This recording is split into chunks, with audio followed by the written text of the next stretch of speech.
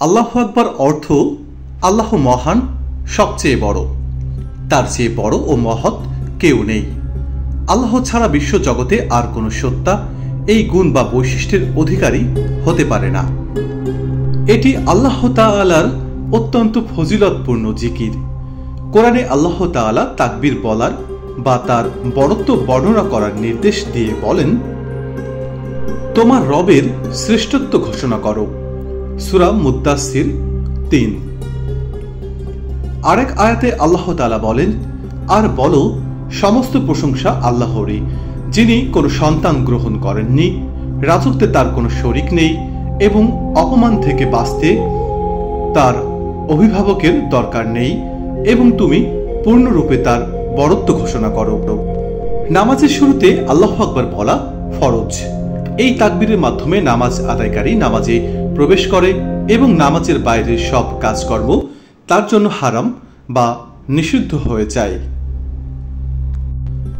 মহানবী হযরত মুহাম্মদ সাল্লাল্লাহু আলাইহি ওয়াসাল্লাম বলেন, নামাজের চাবি হলো পবিত্রতা।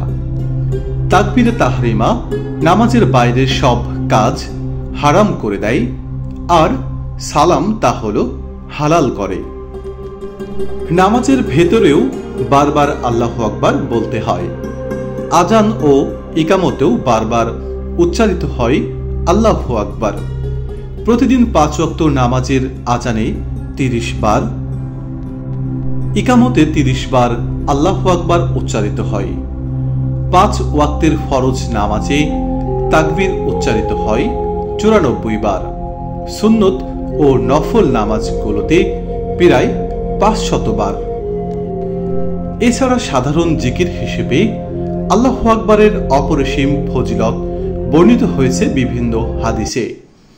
আবু হুরায়রা রাদিয়াল্লাহু তাআলা থেকে বর্ণিত, আল্লাহর রাসূল সাল্লাল্লাহু আলাইহি ওয়াসাল্লাম বলেছেন, সুবহানাল্লাহ, আলহামদুলিল্লাহ, লা ইলাহা ইল্লাল্লাহ, আল্লাহু আকবার বলা আমার কাছে জগতের সব কিছুর চেয়ে প্রিয়।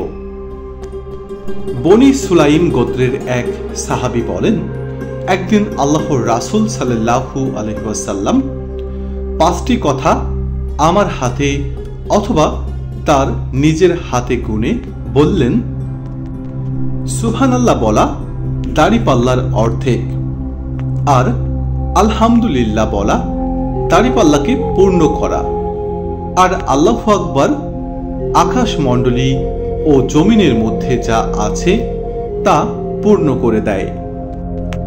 আল্লাহর রাসূল সাল্লাল্লাহু আলাইহি ওয়াসাল্লামের পশুরক্ষক আবু সালমা রাদিয়াল্লাহু তাআলা থেকে বর্ণিত, আল্লাহর রাসূল সাল্লাল্লাহু আলাইহি ওয়াসাল্লাম বলেছেন, ৫টি জিনিস মিজানে অনেক ভারী, লা ইলাহা ইল্লাল্লাহ, আল্লাহু আকবার, সুবহানাল্লাহ, আলহামদুলিল্লাহ, আর নেক সন্তান।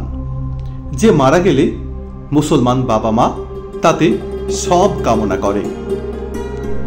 আবু সাঈদ খুদরি রাদিয়াল্লাহু তাআলা ও আবু হুরায়রা রাদিয়াল্লাহু তাআলা থেকে বর্ণিত, নবীজি সাল্লাল্লাহু আলাইহি সাল্লাম বলেছেন, আল্লাহ ৪টি বাক্য নির্বাচিত করেছেন, সুবহানাল্লাহ, আলহামদুলিল্লাহ, লা ইলাহা ইল্লাল্লাহ ও আল্লাহু আকবার।